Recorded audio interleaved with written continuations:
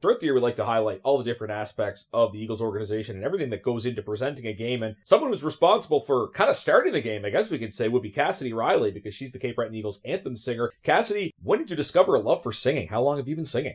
Hi. So my journey with music began at a very young age with my first time performing Oh Canada, actually, when I was around 4 years old. It was down at the boardwalk in the summer. There was a little stage and concert going on, and my grandmother encouraged me to go sing.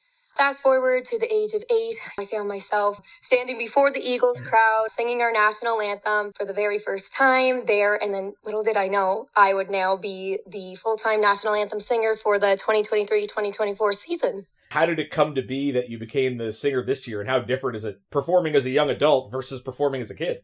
The difference is crazy for sure. When I was younger, I would mostly be performing in front of family or little school events. And as I got older, to the age I am now, I'm 20 years old, and I perform in front of huge crowds, in front of a lot of people that I don't know, especially the crowd here at Center 200. It's a very rewarding experience, honestly, and especially to be able to connect with music within my hometown. It's a great experience. Obviously, you do more singing than the anthem, which we'll touch on momentarily, but I guess I'll start off by asking, what kind of genre of music do you generally prefer to sing? I kind of like Adele's music, her slow ballads, but I also prefer to sing country ballads as well.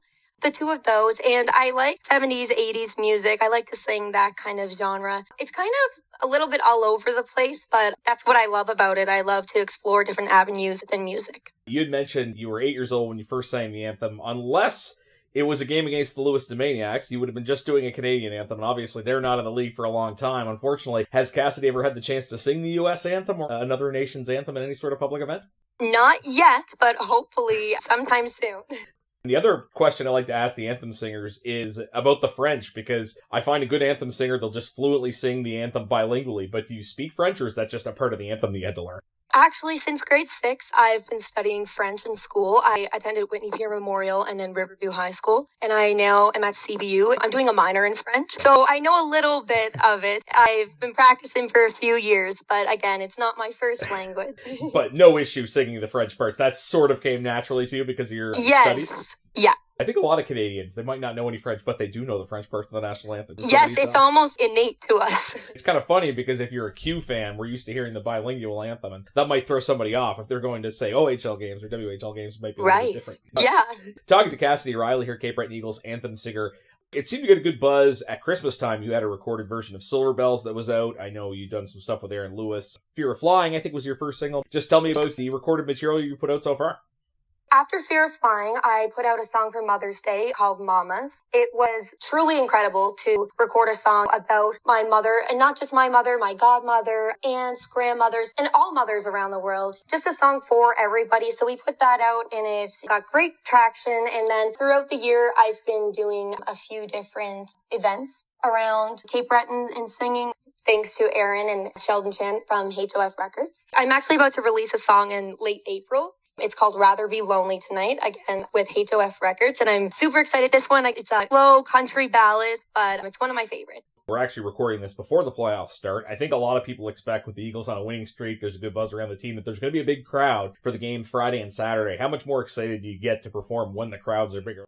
Exactly. Big crowds, again, performing in front of them kind of has almost become second nature to me. But I still feel nervous at times. I've learned to channel my energy into delivering that best performance. But the atmosphere at the games, when the crowd is huge and they join in and they sing along, it makes me feel so much better out there knowing that I have everybody here with me and singing along with me, and we're all here to support the team.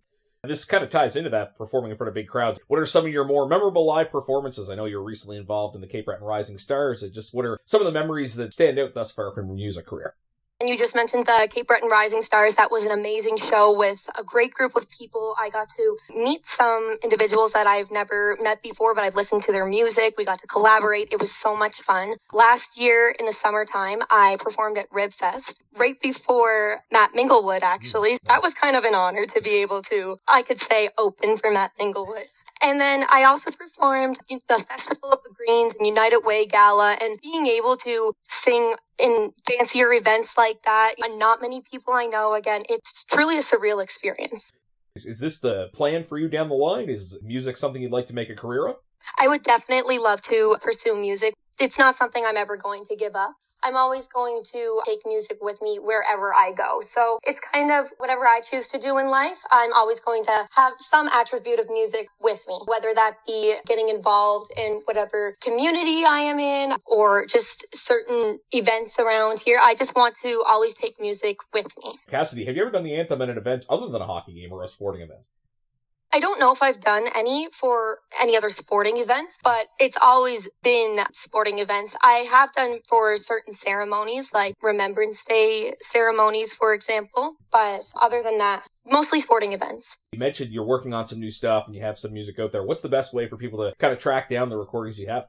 So you'll be able to find my music on streaming platforms such as Apple Music, Spotify, YouTube, as well on my social medias. I keep everything updated to when my music will be released. Look forward to seeing you on the ice and, of course, putting out music that we can listen to anywhere. Thanks for telling us all about it, Cassidy. Best of luck with everything going forward.